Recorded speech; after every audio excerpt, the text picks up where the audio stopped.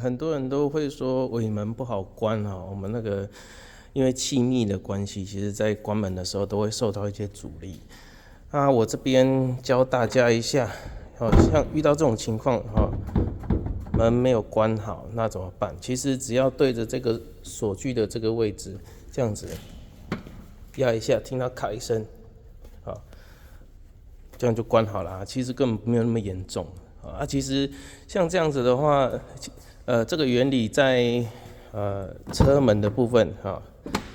其实像这样子没有关好其实也是一样的原理其实你们只要抓住门把推一下，它就关起来啦